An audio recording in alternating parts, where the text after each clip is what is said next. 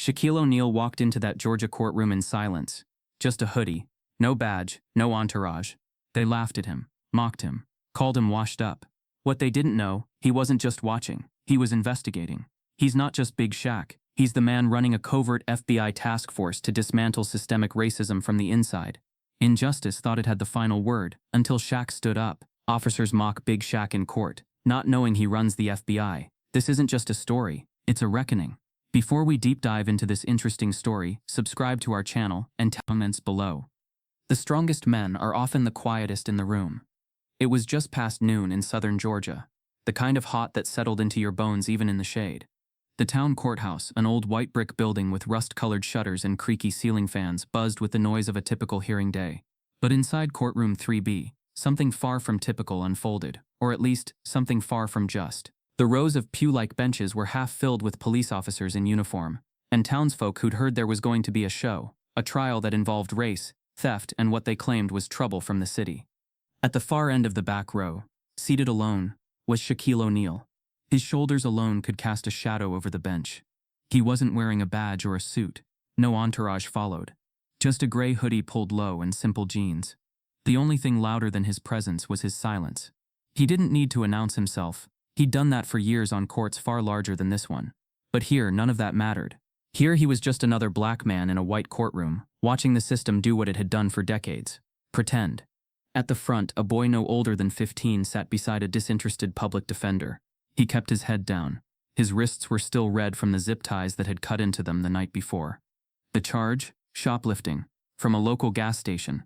The tape, allegedly, showed him pocketing gum and a soda, but Shaq had already seen the footage, and what it really showed was the boy walking in, buying a drink, and being followed by 2 officers as soon as he exited. They didn't shout. They didn't ask questions. They shoved him against a wall and claimed resisting. Shaq's jaw tightened. The judge, a woman named Hadley, mid-50s, blonde bob and pearl earrings, sighed heavily as the case was called. It was clear she was already done with it before it began. "Another waste of time," she murmured, unaware her mic caught it. The prosecution offered no physical evidence of theft, just officer statements. Officer Burke, tall, red-faced, with a smugness that clung to his lips like chewing tobacco, swore he saw the boy conceal something. Officer Danning, his partner, nodded in lazy agreement. They said the boy had been hostile and uncooperative. The prosecutor echoed their language, making the words sound bigger: potential threat, escalation, known attitude. No one talked about how the boy had cried when they tackled him, or how no stolen items were recovered, or how the store owner, who had not shown up, had already said he saw nothing. The defense mumbled something about a misunderstanding, barely raising his voice. He didn't question the officers, he didn't question the tape. Shaq's eyes didn't move, but inside, a storm churned. He remembered his own teenage years, walking down streets where the rules shifted depending on who was watching. He remembered being stopped at 17, accused of stealing his own backpack because the officer couldn't imagine someone like him owning a leather one. He remembered his mother, Lucille, standing between him and 2 white cops one summer afternoon, demanding they unhand her son. He remembered learning then that being big, being black, and being right didn't always matter. From the corner of the courtroom, the officers snickered. Not loud enough to get cited, just enough to be felt. One elbowed the other, and said something about giants in hoodies. Shaq heard it. He didn't react. That silence, that deep, trained, heavy silence, was more dangerous than anything loud. He'd spent years learning how to make it work for him. On the courtroom's second floor, a college live stream was running. Mara, Shaq's daughter, had been watching since the trial began. She'd called him the night before, eyes wide with rage, after finding the arrest footage online. "You always say if you see something wrong, do something," she told him. "So I'm calling you." Her voice was young, but her words were firm. Shaq didn't promise anything. He just packed a bag and drove down at dawn. He wasn't here just to observe. He never just watched. The hearing dragged, but only technically. The judge barely concealed her disinterest. "The court finds probable cause," she said without emotion. The boy would be held until further notice. No bail, no guardian in the room, no compassion. His mother hadn't even been called. The boy looked up then, searching the room for anyone who might see him. Really see him. His eyes met Shaq's. For a second, just one. He paused, and Shaq nodded once. The kind of nod that said, "I see you. I hear you. You matter." Court adjourned. The judge gathered her files quickly, walking out with a kind of careless efficiency. like stepping over a puddle. The officers lingered behind, laughing again. Well, at least someone famous showed up, one smirked. Thought he was here for autograph duty. Shaq stood. Slowly, calmly. The bench groaned beneath his frame. He didn't look at them. He walked toward the exit, past the flag, past the rusted ceiling fan, past the quiet kid now being led away in cuffs. Outside, the sun hit different, harder. The town hadn't changed much in decades. Old diners, churches on every corner, and a courthouse that looked more like a monument to something forgotten. Shaq took a breath and pulled out his phone. He didn't dial family. He didn't call the press. He called someone else, someone whose number wasn't listed. His tone didn't shift much, but the energy in it did. "I saw enough," he said. "Start the background sweep. Officers Burke and Danning. Judge Hadley too. Find everything, and send the tapes to the team. You know which ones." He ended the call before hearing a reply. To the town, to the officers inside, to the judge. Shaq was just a face in a hoodie, maybe a former celebrity passing through, a curiosity, but they didn't see the man behind the eyes. They didn't know that for the past 3 years Shaq had been leading a federal task force under the Department of Justice, one with full clearance, full reach, and full discretion to investigate systemic abuse by law enforcement in local jurisdictions. It was meant to be anonymous. It had to be. The mission required silence, observation, patience. But today, that patience was running low. As he walked back to his rental car, he passed a young black girl selling water by the courthouse gate. She looked up, smiled, and without knowing who he was, said, "You look like a superhero." Shaq knelt to buy a bottle.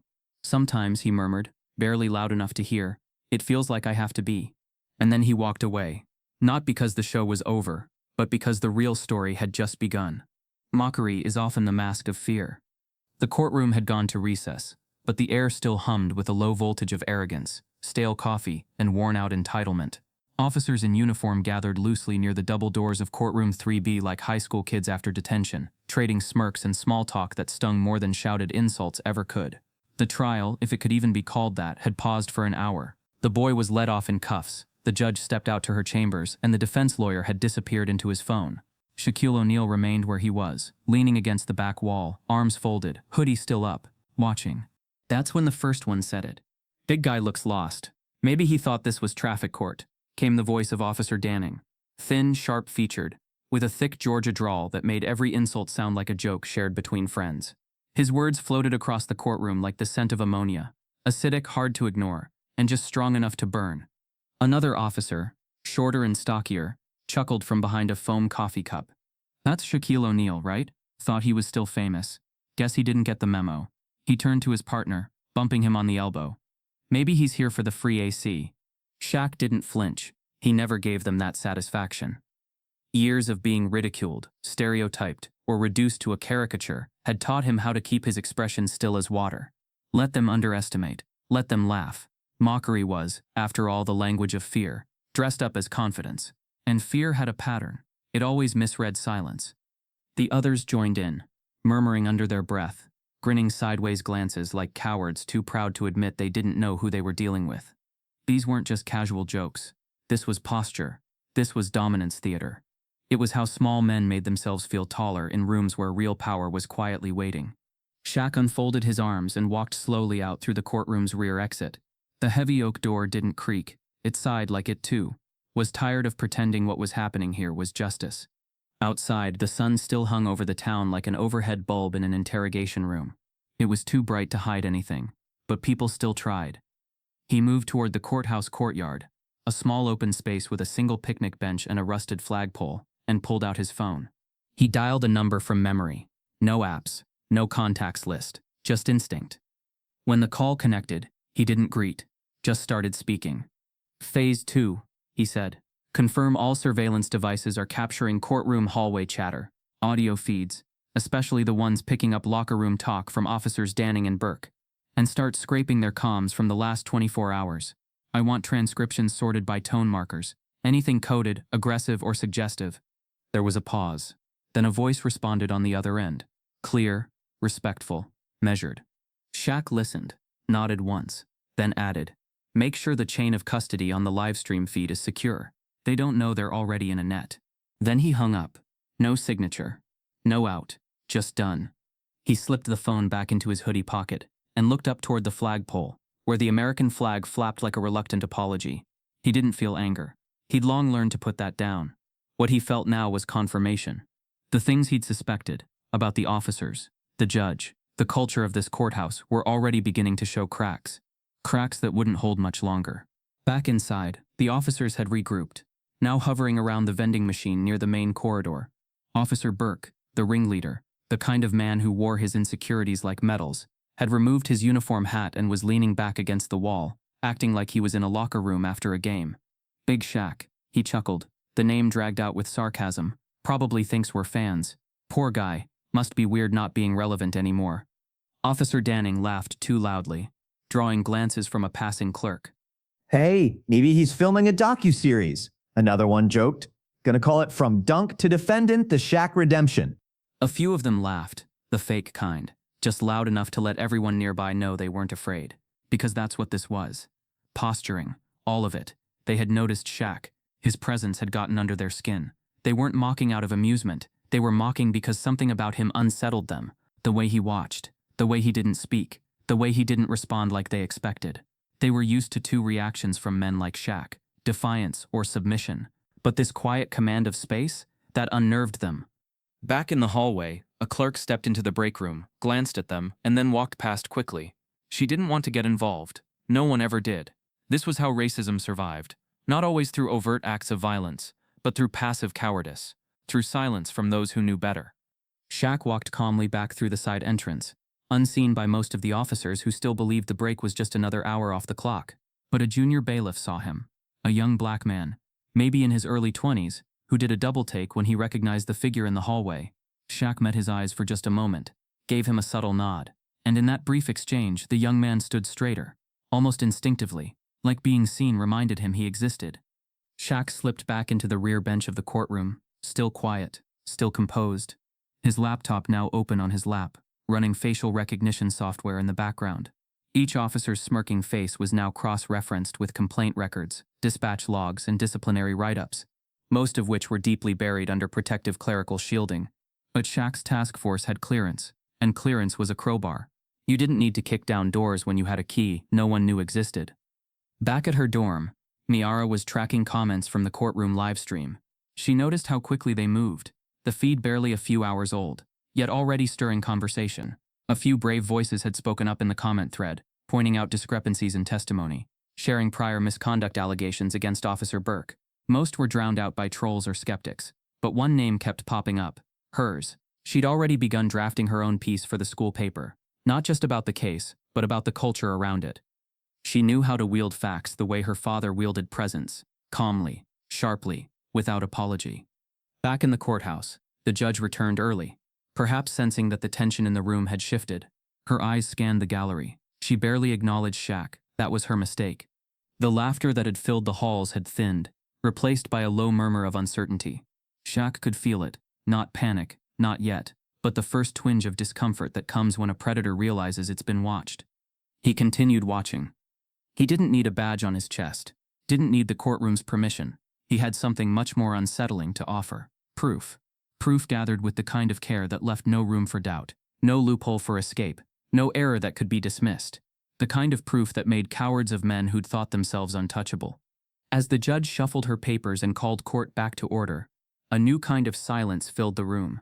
Not the awkward hush before legal formality. This was different. This was anticipation. A weight pressing down from somewhere invisible but real. Shaq didn't speak. He didn't move. But every person who had mocked him earlier could feel it now. Something was coming. And they didn't know just how deep the net already ran. The biggest secrets wear the calmest faces. 6 months ago, in a heavily restricted conference room on the 9th floor of the J. Edgar Hoover building in Washington, D.C., Shaquille O'Neal sat across from two men in pressed suits with Department of Justice badges and eyes that hadn't blinked in over a minute. The conversation wasn't casual. It wasn't polite. It was precise, surgical. They didn't ask for his opinion. They asked for his blueprint. A federal initiative had been drafted quietly in the wake of nationwide protests and mounting civilian lawsuits. A specialized civil rights task force designed not for optics but for operations. Its purpose to root out systemic corruption and racial injustice from within law enforcement agencies across the country, especially in rural towns and overlooked districts where oversight was nothing more than a checklist. The problem? No one could figure out how to run it without setting off political alarms. That's when they called Shaq. At first, he thought it was a ceremonial request, a public face, a symbolic gesture. But they weren't looking for a poster boy. They were looking for a weapon with a heartbeat, someone who could enter rooms without drawing suspicion, someone who knew the systems from the inside out, not just as a black man who had survived them, but as a thinker who understood how to expose them without igniting them. Shaq accepted, under one condition. He wanted full autonomy. No red tape, no hand-holding, no staged announcements or public endorsements. If they wanted results, they had to let him disappear behind the curtain. Let him build his team. Let him move silently. The next morning, Operation Sentinel was born. Only 6 people in the country knew his role. The rest of the agency was fed a cover story that Shaq was consulting on social reintegration programs for formerly incarcerated athletes. A believable angle, unremarkable enough to keep curious eyes away. Meanwhile, he built his task force in layers. Digital forensics experts, former ADA investigators, quietly recruited whistleblowers from across the country. Each member handpicked, each vetted, each trained to operate without badges, without uniforms, and without ego. And for the past 6 months, they'd been following Hartsville. It started with a single incident. A 13-year-old pulled from his bike by 2 officers for matching a vague description. No arrest, no record. But the mother had filed a complaint. It was ignored. Then came the juvenile court data, all pointing toward a spike in black youth incarcerations over the last year. Shaq had his analyst run comparisons between Hartsville's law enforcement budget allocations and corresponding arrest spikes. The numbers weren't just suspicious, they were calculated. Arrests increased around the same time federal funding was boosted under community enforcement grants. The more kids locked up, the more funding flowed in. Still, numbers weren't enough. Shaq needed something concrete, something visible. And when he saw the court docket with the young boy's name listed, the one he'd just watched get crushed under a system pretending to function, he knew the time had come. He needed to go in, personally, not as a celebrity, not as a public figure, but as a presence, a shadow in the corner that no one thought twice about, until it was too late. Now sitting once again in courtroom 3B, with laughter still echoing faintly in the hallway, Shaq's laptop blinked silently beside him. Lines of code flowed across the screen. Speech recognition software mapping out every conversation picked up by his embedded device near the hallway vending machine. Each laugh, each comment, each insult spoken by officers who believed themselves invincible was now digitally preserved, time-stamped, and cross-referenced with their personnel files. He hadn't come to witness a case. He had come to conclude one. From the judge to the bailiff to the clerk whose hands trembled just slightly when she handed over the docket papers, Shaq had read them all, not just through the lens of suspicion, but through patterns of behavior. Who looked up when injustice was mentioned? Who looked down? Who looked away? Body language often betrayed complicity better than any testimony. In his pocket was a small card. Plain white. No emblem. No barcode. Just a phone number, a single access code, and the initials DON. Director O'Neal. He hadn't shown it to anyone. Not yet. Because in stories like these, power doesn't declare itself. It reveals itself only when the curtain is ready to fall. As court resumed and the judge straightened her papers with the tired flair of someone long used to rubber stamping fate, Shaq's mind moved elsewhere, to the field reports, the ones already waiting back at the secure server. His team had pulled data from the precinct's body cam system and found gaps, whole hours deleted, routine traffic stops listed but never filed, dashcam footage rerouted through private servers, something that was not just unethical but likely illegal. But it was what they'd uncovered in the personal communications that truly shifted the game. Burke and Danning had been exchanging encrypted texts on a private messaging platform used mostly by contractors and fringe political groups. The language was cloaked in euphemisms, spring cleaning, count rising, reputation control, phrases that wouldn't raise alarms to the average reader. But when placed beside the arrest logs, the timing aligned, and one message, just 2 nights before the current trial, sealed the deal. This one makes 22. Judge won't ask questions. Got the right look for it. That was enough. More than enough. But Shaq wasn't interested in just removing a few dirty cops. He wanted the roots, the networks, the mechanics that allowed it to flourish under court lighting and fluorescent hallway buzz. So he sat still, for now, gathering. And even as the judge leaned forward to dismiss another procedural objection from the half-asleep public defender, Shaq's attention sharpened on the small twitch at her temple, the way she avoided eye contact with the boy's mother when she entered the room, the subtle clearing of her throat when paperwork didn't line up with the protocol. She wasn't nervous because the system was bending. She was nervous because it had been bending for too long, and now someone was watching. Miara, watching from DC, noticed something too. Her father had subtly angled his laptop to the side, a familiar sign in their shared language that something had shifted. Her phone buzzed. A secured message arrived. One line. Review live stream. Mark Officer audio from 1241. Upload to Watchdog portal with full transcript. She didn't question it. She acted. Because this wasn't just about the case anymore. This was about narrative, about the proof that would force the public to see what had been hiding in plain sight. Meanwhile, across town, in a server room behind a nondescript warehouse, a silent alert pinged a mirrored backup system. Files from Hartsville PD were being extracted quietly, without interference. The warrant had been signed weeks ago. It just hadn't been served yet. Not until Shaq gave the nod. Not until the game had played itself far enough for the reveal to land with full, irreversible consequence. Back in the courtroom, the boy's mother sat down beside a local reverend who had come in late. They didn't speak. They didn't need to. Grief has a way of communicating in silence. But Shaq noticed the mother's posture. Straighter now. Firmer. Maybe it was faith. Maybe it was exhaustion. Or maybe, just maybe, she'd sensed what the others hadn't yet realized, that someone in the room wasn't there to mourn. He was there to dismantle. And when the time came, when the officers who'd laughed began to realize why Shaq had never laughed back, it wouldn't be loud. It would be deliberate. It would be legal. And it would be irreversible. Because the badge behind the smile had already marked their names. And this courtroom wasn't the beginning of the story. It was the trigger. Injustice doesn't always scream. Sometimes it whispers where no one listens. The sun cast long lines across the courthouse lawn as Shaq leaned against a worn oak tree near the parking lot. His presence remained unannounced, unseen in any official capacity. Yet his every movement seemed deliberate, like a man who had walked this path before, not just once, but in too many towns that looked the same, spoke the same, and judged the same. This town, Hartsville, Georgia, wore its charm like a freshly ironed shirt, all pressed smiles and bless your hearts. But beneath that starch was something far more suffocating. History didn't just hang in the air here. It whispered through the sidewalks, curled beneath porches, and echoed from courthouse walls built when justice wore only one face. Shaq had grown up in places like this. Not exactly here, but close enough that the blueprint never really changed. His first brush with law enforcement came at age 12, walking home from a youth center with a basketball under his arm. A cruiser pulled up and two white officers stepped out, accusing him of breaking into a parked car down the block. They didn't ask questions. They just told him to sit on the curb and wait until we sorted out. That sorting took hours. No apology followed. Just a warning about being in the wrong neighborhood at the wrong time. Even though it was his neighborhood. Even though he'd lived there all his life. Lucille O'Neal, his mother, didn't shout when she picked him up from the station that day. She didn't cry. Instead, she knelt beside him at the kitchen table that night and said, "Your size is a gift, but in their eyes, it's a threat. So you'll learn to be calm, to be smart, to watch, and to wait. But never forget who you are."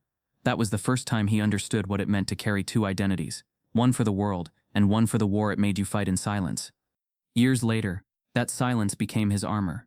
Inside a dorm room in Washington, D.C., Miara O'Neal sat glued to her screen. The courtroom feed had gone dark, but her heart hadn't stopped pounding. She had watched the whole thing, the slumped shoulders of the young defendant, the casual indifference of the court, the chuckles from the officers. But it was her father's stillness that haunted her most. He hadn't spoken, hadn't stood. He just watched, and she knew that meant something was already in motion. She'd grown up around that stillness. It wasn't passivity, it was precision. Miara scrolled through her notes, screenshots, and timestamps. As a journalism major focusing on civil rights, she'd already built a portfolio examining wrongful arrests and racial disparities in the juvenile system. But this was personal. The boy in court could have been one of her classmates, could have been one of her cousins, and the fact that it was happening in broad daylight with no resistance from the so-called system made her blood boil. She clicked open a shared document she kept with her dad, a private folder labeled Pattern Watch. They'd been gathering case data for months, analyzing incidents across counties where minority arrests had spiked without corresponding increases in crime. Hartsville wasn't just a town with a problem, it was part of something bigger. Back outside the courthouse, Shaq took slow steps toward his car but didn't leave. Instead, he slid into the driver's seat and opened his laptop. A secured network blinked to life. A file folder labeled Opal opened, named after his late aunt, who'd once said, "There's no such thing as neutral ground in a war for justice." Inside were names, maps, arrest records, internal memos, and something he didn't show even his daughter. behavioral patterns mapped from court documents and officer statements that revealed intentional bias masked as protocol. The town's data spoke clearly. Officer Burke, the same officer who testified with too much confidence, had arrested 23 minors in the past 8 months. 21 were black. Of those, none had legal representation within the first 48 hours. Judge Hadley had ruled in favor of detainment in 87% of those cases, citing concerns of community risk despite most being first offenses. Shaq didn't need proof of racism. He needed evidence admissible in federal court. Back in his younger years, he might have confronted it head-on, challenged them in public, forced the moment to reveal itself. But now, with years of strategy behind him and a government seal in his pocket, he moved with deeper calculation. The pain was still there. Every whispered insult, every sideways glance when he entered a hotel lobby, every moment he had to prove he wasn't a threat. But he didn't carry that pain like a burden anymore. He used it, molded it into patience, into empathy, into something that wouldn't burn him from the inside out. As he scrolled through the town's budget reports, something stood out. Hartsville's police department had recently received a significant uptick in federal funds allocated under community safety grants. On paper, it looked legitimate. In reality, those funds were tied to performance, meaning more arrests, more court appearances, more so-called community cleanup. But cleanup in this context was code. And code, Shaq had learned, was the language of hidden systems. He opened another file, a list of local law firms. None had taken juvenile defense cases pro bono in over 2 years. Public defenders were overloaded, disinterested, or politically pressured. It wasn't just the courtroom that was rigged. It was the entire hallway leading into it. That afternoon, he drove through town with the windows down, letting the heat roll in. He passed by the barbershop, where faded clippings of local sports legends covered the walls. He passed the gas station where the boy had allegedly stolen gum, where a clerk inside stared too long at a group of teenagers buying slushies. He passed a church whose marquee read, "Love thy neighbor," even though its deacons hadn't spoken up once about the rash of arrests over the past year. He parked near the community center, stepped out, and entered through the back door, quietly, purposefully. He was greeted not by staff, but by walls covered in photographs of town events, parades, youth league trophies, and smiling mayors. In the far corner sat a stack of reports on dropout rates, housing evictions, and food insecurity. This was where the real pulse of Hartsville beat, in the cracks, not the ceremony. He sat with the director, a woman named Renetta, who'd once coached him in high school basketball when he was just another tall kid, trying to figure out how to fit in without shrinking. She didn't ask why he was back. She knew better. "They think people forgot," she said, sliding him a folder. "But we don't forget. We just get tired." Shaq opened the file. Inside were 3 years' worth of handwritten complaints from local families. Parents who said their kids were stopped walking home from school. Teens who'd been pulled into squad cars for questioning, with no calls made home. And not a single follow-up by internal affairs. That evening, he returned to his hotel. He didn't turn on the TV. He didn't order room service. He laid out all the documents, the case files, the budget reports, the community notes, across the desk and floor. Each paper told a story, each number, a silent scream. But when he pieced them together, they formed something clearer. A strategy disguised as policy, built not to protect but to control. Shaq leaned back, phone in hand. The call he was about to make would trigger something irreversible. But he wasn't here by accident. He never had been. With the weight of 1,000 silent verdicts behind him, he finally pressed the number. "Proceed to phase 2, he said, "and tell the team to move quietly. We don't tip our hand until they think the game's already over." He hung up. Outside, the town lights flickered on one by one, casting long shadows on empty sidewalks. But the echo of chains doesn't fade just because night falls. It waits. It lingers. Until someone strong enough decides to break them, not with noise, but with relentless, quiet force. Guilt often lingers in the eyes of the bold. The light from the motel desk lamp cast a sharp line across Shaq's laptop as file after file opened in quiet succession, each one stitched with data points that only made the pattern louder.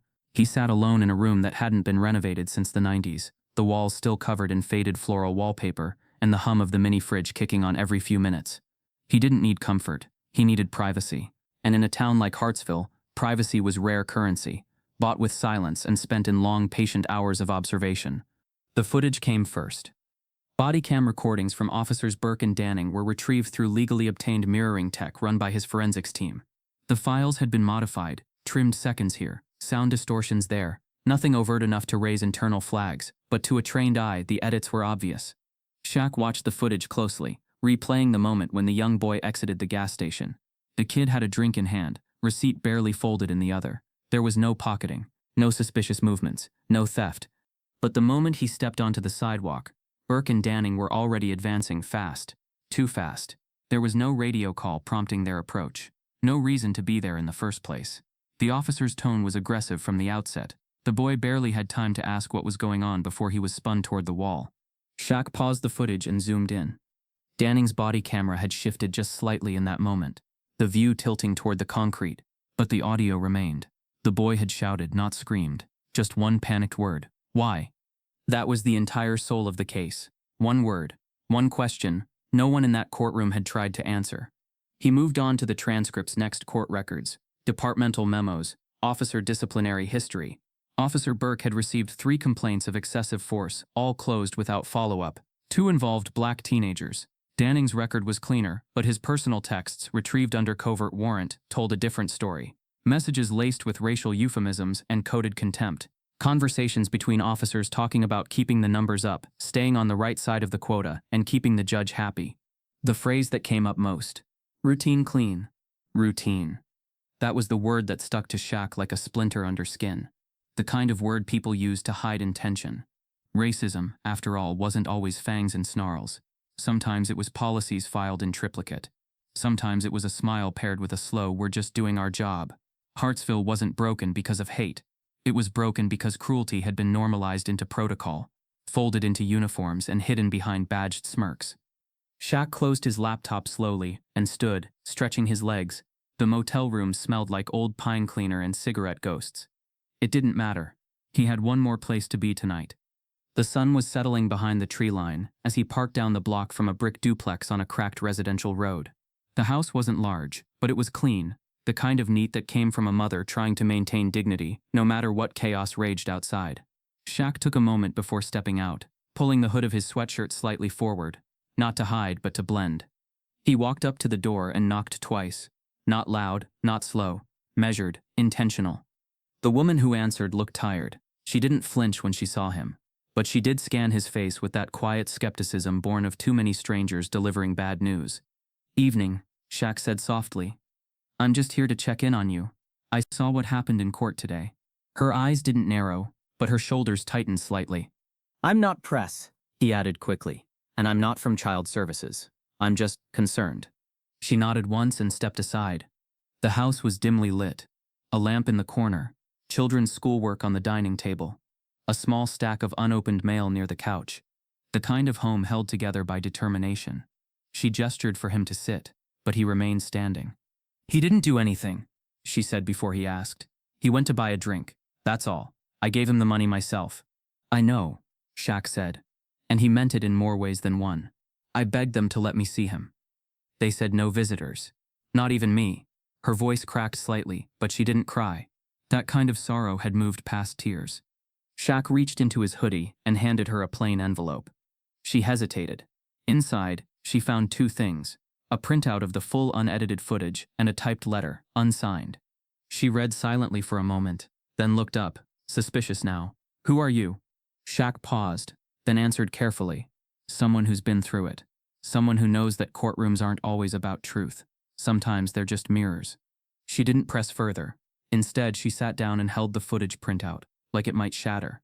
Her son's name, time-stamped at the top, proof that he hadn't lied. Shaq looked around the room. Modest furniture, a fridge humming in the background, a picture of the boy on the mantel in a bright red shirt. There was hope here. Hope that hadn't been completely snuffed out yet. "They're going to pay, aren't they?" she asked, almost whispering it. Not out of fear, but disbelief that it could be true. "They will," Shaq said, "but not because we shout louder, because we show what they tried to hide." Outside, night had settled completely. Shaq stepped out, pulling the door gently behind him. He didn't need thanks, didn't need recognition. What he needed was to make sure that when this case cracked wide open, it wasn't just about one boy, it was about the system that created the conditions for him to end up there in the first place. As he walked back to his car, he caught a glimpse of himself in the side mirror. Hoodie up, shoulders broad, eyes calm. But behind that calm was fire. Not rage, not chaos. Fire with focus. Because he had seen it now, the hollow boldness in the officer's eyes, the flinching in the judge's gaze. the quiet complicity in the court staff who avoided eye contact. Guilt wasn't always loud. Sometimes it flickered in the stillness between smirks. Sometimes it crept in behind the badge. And sometimes, when the mirror is finally held up, even the boldest have to look away. Shaq didn't come to Hartsville for headlines. He came for the reckoning. And now, he had everything he needed. The more guilty they are, the louder they grin. It was just before sundown when the smoke started to rise behind Officer Burke's house, the thick gray curl of a backyard barbecue twisting into the Georgia sky like a signal fire built on arrogance. It wasn't the smoke of celebration. Not really. It was the kind of smoke that covered guilt with grilled meat and cheap beer. The kind that said we got away with it, without anyone having to say it out loud. The boy had been sentenced earlier that day, not formally, just a judicial nod of detainment until a future hearing that everyone knew wouldn't come fast. There was no bail, no review, no real resistance from the court, just signatures and sealed files. To the officers that meant victory, and to men like Burke, victory needed a stage. So the grill was lit, the chairs were set, and the same officers who had thrown around racial slurs behind courthouse walls were now laughing with full mouths and open beers in a neighborhood where no one asked questions as long as the grass stayed trimmed and the flags were lit. Shaq arrived without invitation, without noise, just parked across the street in a borrowed SUV, left the engine running, and walked toward the house like he belonged. Slow, heavy, deliberate. His hoodie was replaced by a simple black jacket, sleeves rolled just enough to show no fear. He wasn't here to pretend. He was here to study. And the thing about arrogance is that it makes people careless. Burke saw him first, beer in one hand, burger bun in the other. He paused mid-bite. His face twitched just slightly, then reset with that too-practiced smile, the one bullies wear when they're trying to decide if they've won. "Well, look who showed up," Burke said, his voice projecting like a man performing for a crowd. "Shaq, thought maybe you took the loss personally." Shaq said nothing, just nodded once, eyes moving across the backyard. Folding chairs, folding minds. A couple of wives hovered near the house, clearly unsure what was happening. 3 officers stood in a loose half-circle, all dressed casually, off-duty but still dangerous in how relaxed they looked. They didn't stop him, didn't ask why he was there. Because when you believe you own the space, you don't imagine anyone coming to take it. Officer Danning raised a red Solo cup. "We were just talking about the kid. Sad, really. So much potential wasted on attitude." The laughter that followed wasn't loud, but it was pointed. Shaq stepped closer, surveying the scene with the quiet precision of a man who'd already seen it from above. He wasn't looking at faces anymore. He was watching behaviors, tics, nervous gestures.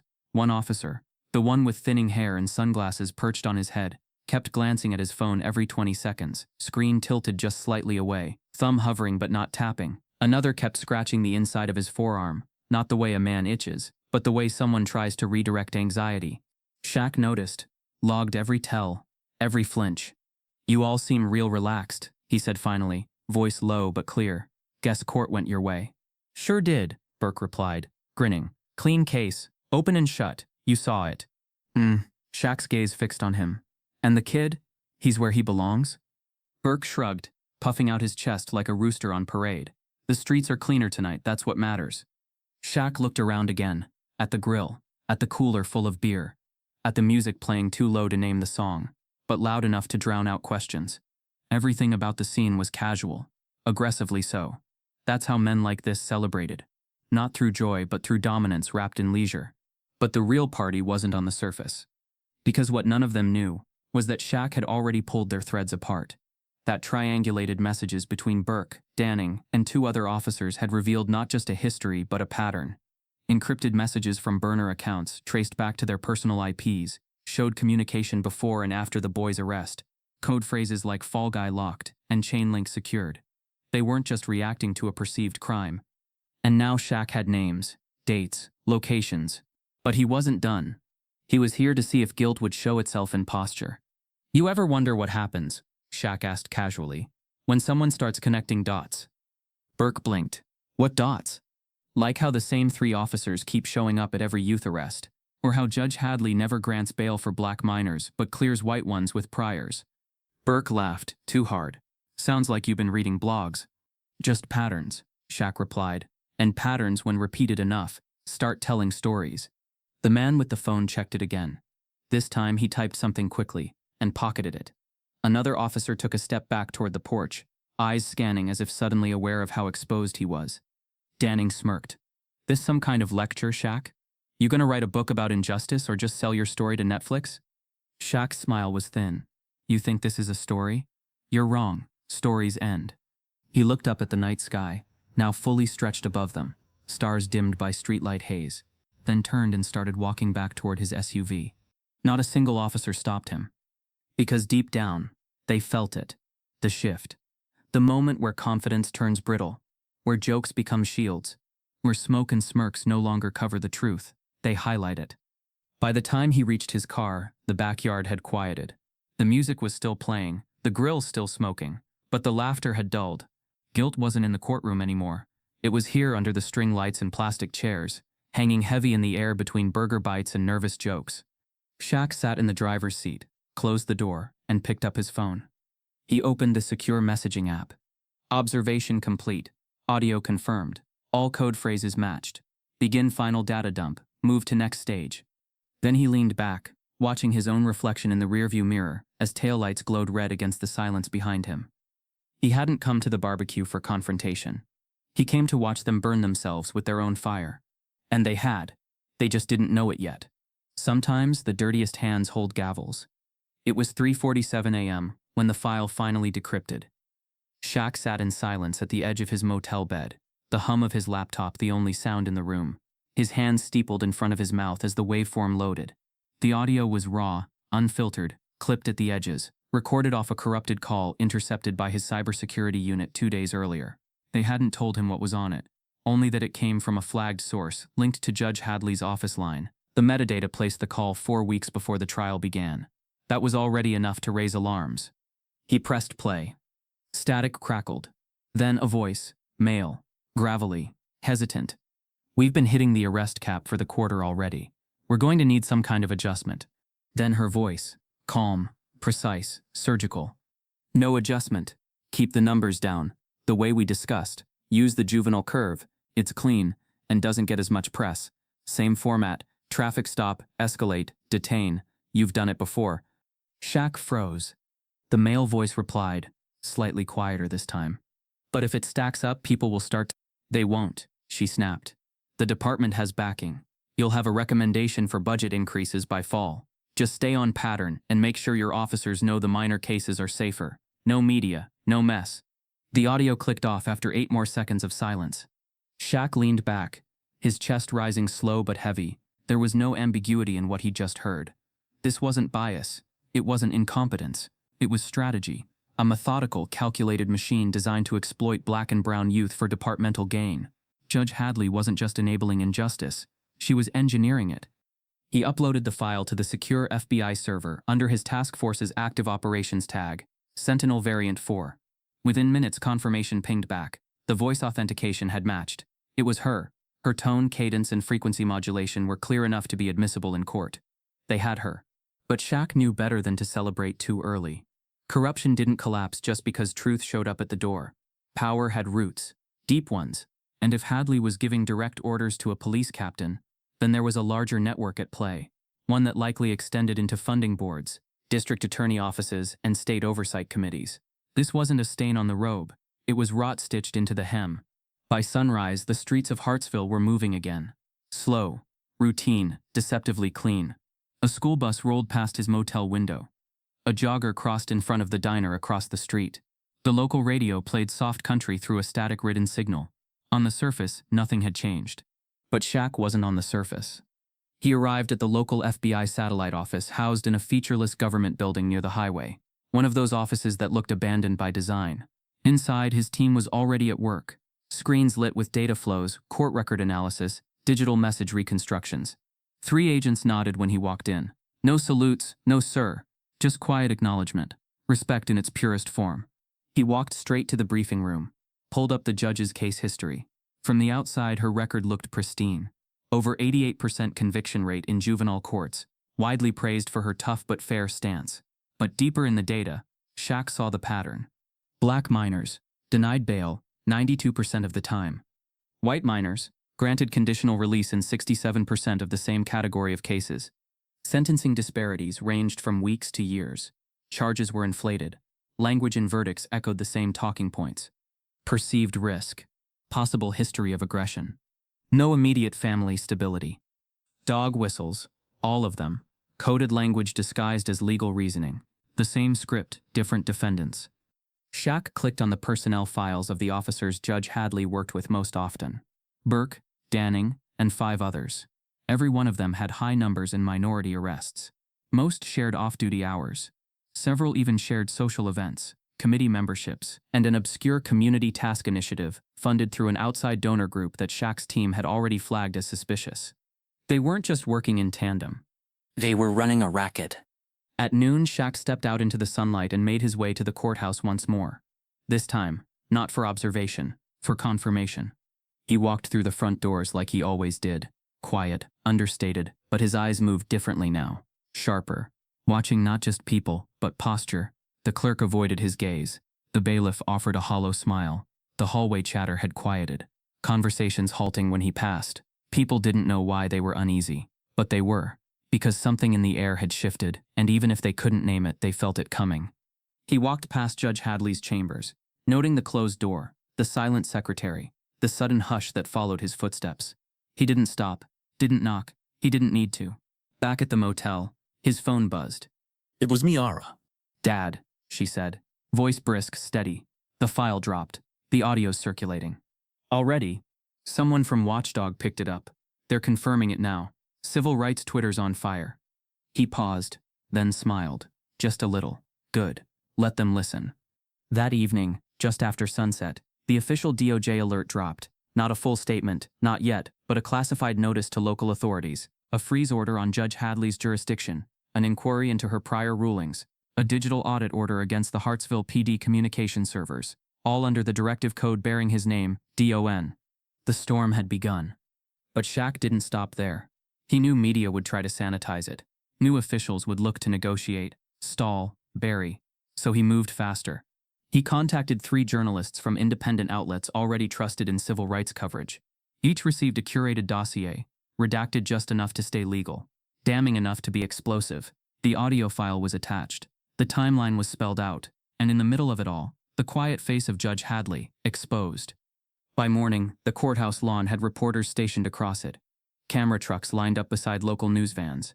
Police presence increased, not to protect, but to deflect. Inside her chambers, Hadley remained silent. No statements, no denials. But the courtroom she once commanded now trembled with uncertainty. The woman who once ruled from behind robes and verdicts had finally been seen. And now the man who'd come to town in silence had struck the blow no one saw coming. Shaq stood at the window of the satellite office, watching the news scroll across a muted television screen. Breaking secret audio implicates Georgia judge in juvenile sentencing conspiracy. Calls for federal probe mount as DOJ freezes court authority. He didn't smile. Not yet. Because the game wasn't over. Not until every boy sentenced under her gavel had his case reviewed. Not until every officer who followed those orders was held accountable. Not until justice didn't whisper anymore, but spoke with a voice no one could ignore. And when that moment came, it wouldn't be declared in court. It would echo through every hallway where they once laughed. Because sometimes the dirtiest hands hold gavels. But eventually, even they run out of places to hide. When the fight is heavy, even warriors need a reason. The early morning light slipped in through the blinds, tracing thin golden bars across the desk where Shaq sat alone in his motel room. The town outside was stirring, slow and uncertain. Reporters had begun circling the courthouse. Rumors were turning into stories. Truth was beginning to bleed through the cracks of the system that had kept it buried for too long. But before the next phase began, before more names came to light, before the noise, Shaq needed to do something quiet, something that grounded him. He pulled out a legal pad. The paper was cream-colored, lined, simple. No digital messages this time, no voice memos, just ink and weight, something his daughter could hold. "Mira," he wrote, letting the pen move without hesitation. "Before all of this becomes too big to recognize, I want to talk to you, not as the man everyone else sees, but the father who still remembers rocking you to sleep when the world felt far less heavy." He paused, not to think, but to feel. The pen hovered for a moment, and then he continued. "I know you've been watching. I know that court feed shook something inside you. You've always been sharp, but this was different. You didn't just react. You asked questions. You followed the trail. You called me. And I want you to know that one call mattered more than any badge, any assignment, any mission I've ever taken. A breath escaped him, slower than before. You've seen me quiet, you've seen me strong. But what you might not see is the weight that comes with both. People think strength is what you show, but real strength, the kind I pray you carry, is what you hold when no one's looking. And right now, what I'm holding is heavy. He paused again, fingers gently pressing the paper flat, as if steadying his own heartbeat through the page. This case, this town, this boy, they're all parts of something we've been fighting our whole lives, even if we didn't always call it by its name. Racism doesn't always wear a hood. Sometimes it wears a badge. Sometimes it sits in a courtroom with a gavel. Sometimes it smiles while sentencing a child. The ink pressed a little deeper into the next line. I saw myself in that boy, and I saw you and his mother. I saw the silence people expected, and I knew I couldn't give it to them. The desk creaked as Shaq leaned back in the chair, staring at the page before him. It wasn't just a letter now, it was a mirror, a record of the moments he never said out loud. You know, your grandmother taught me how to carry fire without burning myself. She told me that the world will try to make you smaller, make you angry, make you hard. But what they don't expect is grace. What they can't predict is someone who walks into injustice and doesn't scream, but listens, learns, and then acts with more power than noise could ever hold. He smiled briefly, thinking of Lucille, her wisdom, her strength, how she'd looked a sheriff dead in the eye when she was just barely 5'2" and told him, "My son won't be your headline." Shaq tapped the pen gently against the edge of the table. The hum of traffic drifted in from outside, mixing with the distant bark of a dog, the faint clank of a garbage truck making its morning rounds. Hartsville was waking up, but something else was waking up too. The truth, the reckoning. Miara, he wrote again, more softly now. You are my reason, my compass. I know you feel the weight of the world on your shoulders sometimes. I see it in your writing, in the way you don't let things slide, even when others stay quiet. But I want you to know, it's not your job to carry everything. It's your job to choose what matters most and hold on to it with everything you've got. He let the silence breathe. What matters to me is you, and the world you deserve. Not one where courts are stacked against you. Not one where officers treat fear like a badge of honor. But one where your voice rises and is heard. One where your compassion isn't mistaken for weakness. Where your name isn't reduced to a file or a threat. The lines began to fill quicker now, emotion finding its rhythm. What I'm doing here, this isn't about revenge. It's not about proving I'm smarter, stronger, or better than them. It's about showing that justice still has a pulse, that decency isn't dead, and that silence, when chosen wisely, can be more powerful than any roar. He thought of the boy again, still in holding, still waiting for a system that hadn't been built to serve him. Shaq had seen hundreds like him in dozens of towns, and each time it cut a little deeper. But this time felt different, because Miara had seen it too, and she didn't look away. You're growing into someone this world isn't ready for, and that's a good thing. You challenge people. You make them uncomfortable, in all the right ways. Don't ever let them shrink you. Don't ever let them convince you that kindness means surrender. Your voice, your truth, that's your power. He stopped, fingers tightening just briefly around the pen. There will be days you'll want to disappear, days when they'll try to strip you of your joy, your fire, your confidence. I can't stop that, but I can promise this. Every time you feel like giving up, I'll be there. Maybe not always beside you, but always beneath you, holding you up in silence so you can speak in strength. He underlined the final sentence, not for emphasis, but for permanence. You are why I fight. You are why I stay calm. You are why I believe this world can still bend toward good, even when it creaks like it's breaking. He signed the letter the way he always signed her birthday cards, simply, Dad. Shaq folded the pages carefully and slid them into an envelope. He sealed it, not with tape, but with a breath, then wrote her name across the front with no return address, no fanfare. Just Miara. He walked out into the morning light, found the nearest blue mailbox on the corner, and slipped the letter inside. And as it dropped, something in his chest lifted. Because even warriors need a reason. And she had always been his. Truth doesn't need a courtroom to be seen. At dawn, the streets of Hartsville looked no different than any other small southern town, quiet, organized, routine, but beneath that stillness, a current had shifted, not because of a gavel or a badge, but because someone somewhere had seen too much to stay quiet. And because Shaq had decided that sometimes silence needed to be broken in the right direction, not with fury, but with clarity. He stood alone on the rooftop of a condemned parking garage just 3 blocks from the courthouse.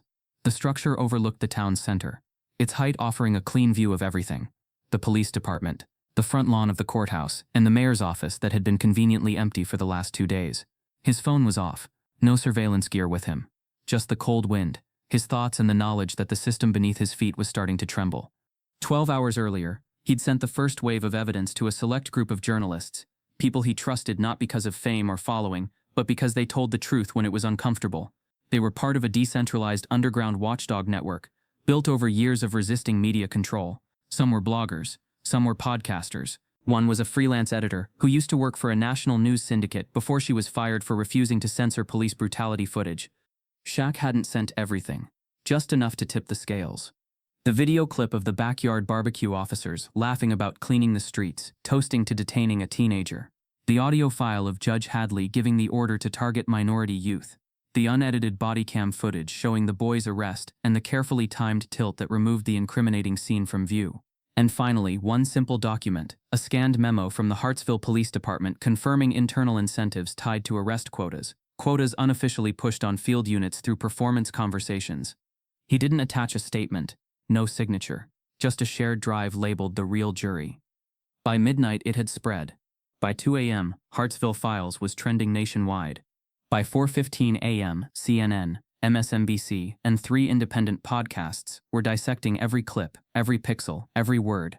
By sunrise, the lawn outside the courthouse was filled with people, not angry mobs, not vandals, but witnesses, teachers, mothers, college students with signs, retired veterans with folded arms, ministers standing shoulder to shoulder with barbers and bus drivers. No shouting, just presence. It was a protest born not of chaos, but conviction. Miara was among them. She had driven through the night with 2 classmates, the letter from her father tucked inside her backpack. Her camera hung at her side, ready but not leading. She didn't need to narrate this, the images would do the speaking. She moved through the crowd like a quiet sentinel, capturing truth in frame after frame. Raised fists, locked arms, cardboard signs that read, "Our children are not quotas, and justice doesn't need a robe." Inside the courthouse, the silence was no longer confidence, it was dread. Staff who had laughed just days ago now spoke in hushed tones, glancing outside as if the glass might break under the weight of truth. Shaq remained on the rooftop, arms folded. He hadn't spoken to press. He hadn't made a video. He knew the moment would come when they tried to make him the center, but he wasn't interested in becoming anyone's headline. He wasn't a savior. He was a mirror. All he had done was make them look. The phone in his pocket vibrated once, a custom encrypted message from his FBI task force. Judge Hadley has requested emergency leave.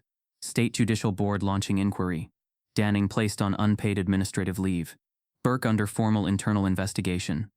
He read it twice, then tucked the phone away. Not because the message was a victory, but because it was proof the real jury had been watching. Not the 12 in a box, but the thousands outside it. Across town, the mayor issued a bland, sanitized statement to local press. "We are reviewing allegations with the seriousness they deserve." It didn't matter. The people weren't looking to City Hall for answers anymore. A makeshift stage had been set up across the courthouse lawn.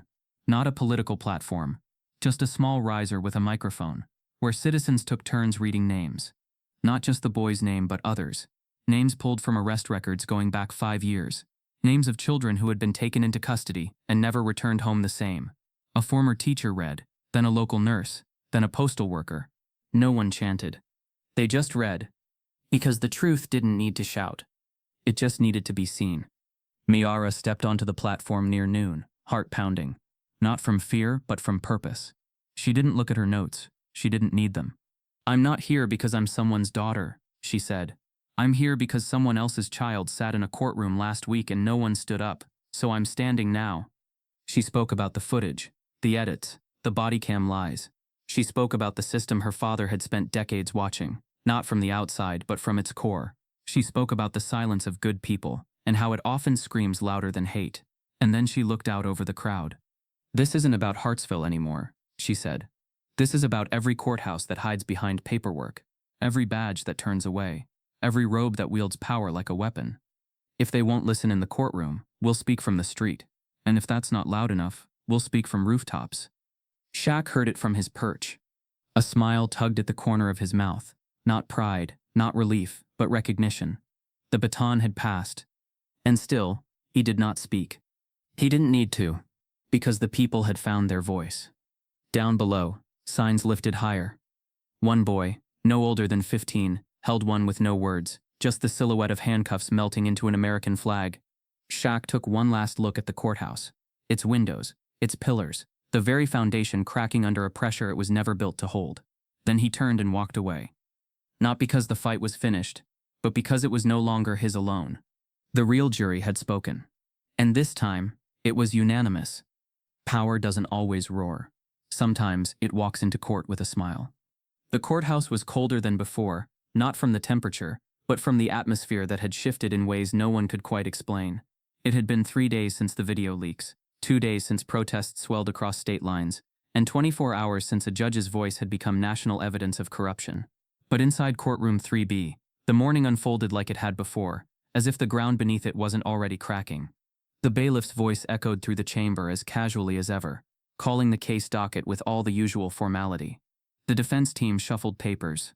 The prosecutor, a stand-in from the state's oversight office, arrived without fanfare, and at the far right of the gallery sat Officers Burke and Danning, clean-shaven, pressed shirts and smug as ever, wearing the same look you might find on poker players holding a bluff. To them, this was all smoke, temporary noise, public panic, nothing that couldn't be spun. The courtroom had filled early, not just with media but with citizens, locals, activists. A few of them wore shirts bearing the phrase "Truth doesn't blink." Cameras were barred inside, but everyone knew eyes were watching. What was about to happen wasn't just about the case, it was about the reckoning.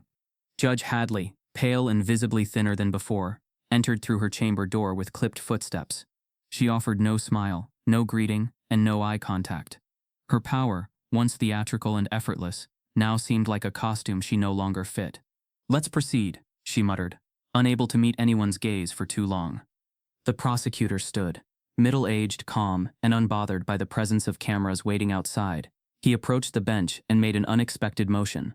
"Your Honor," he said, "in light of recent developments, the state requests to call a new witness, one who was not previously listed due to the nature of his role." Hadley's eyes narrowed. "This court has no tolerance for theatrical stunts," she snapped. "This is no stunt," he replied, firm but respectful. "This witness has federal jurisdiction." Gasps didn't echo. Not yet. But silence did. That heavy kind of silence that always signals something bigger is about to unfold. The judge hesitated, then glanced toward the bailiff. "Call the name." The bailiff cleared his throat and announced it without looking at the paper. "Shaquille O'Neal." Heads turned. The man seated quietly near the gallery's rear row stood. Calmly, silently. Shaq walked down the aisle with the weight of certainty in his steps. He wasn't wearing a hoodie now, he wore a plain dark gray suit, no tie. His face was clean-shaven, his posture neither confrontational nor boastful, just steady. Burke's grin faltered first.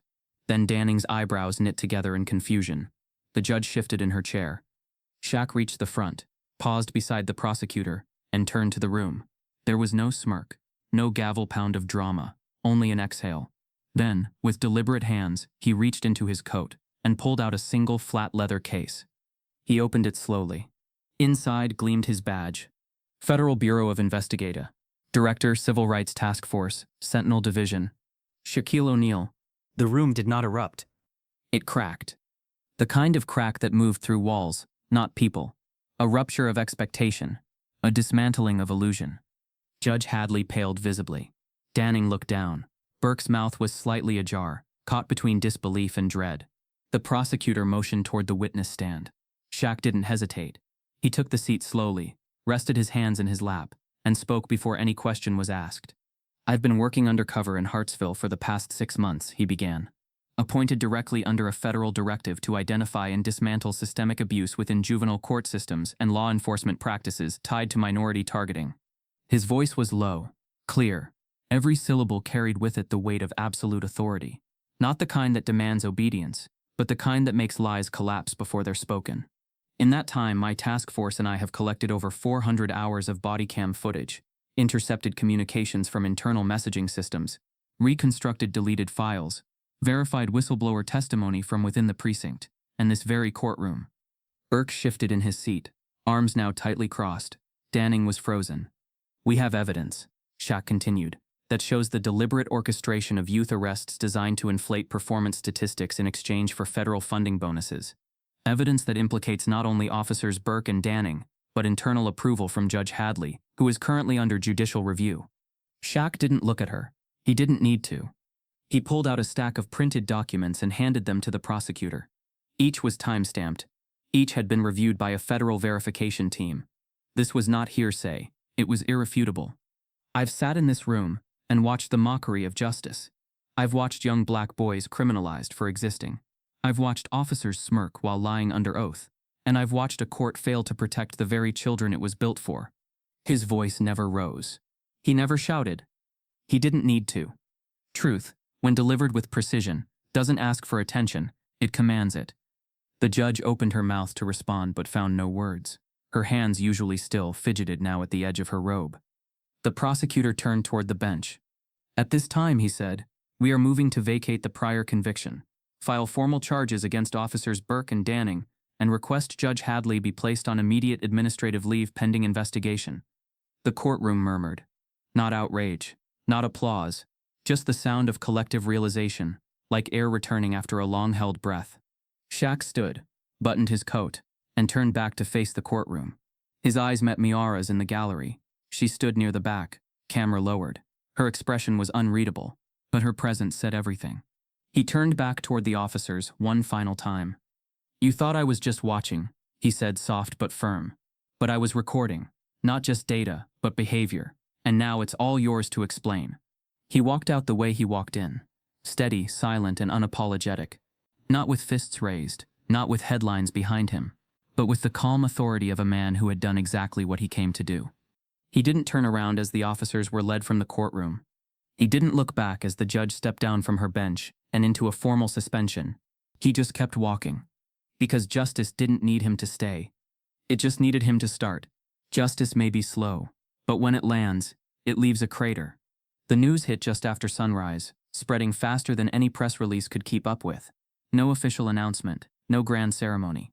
Just a simple federal update posted on the DOJ's transparency portal, flagged quietly with the case number, and stamped motion approved, indictment unsealed. Judge Hadley was being indicted on charges of judicial misconduct, abuse of power, conspiracy to obstruct justice, and willful violation of civil rights under federal statute. Officers Burke and Danning were arrested less than an hour later, not by local law enforcement, but by federal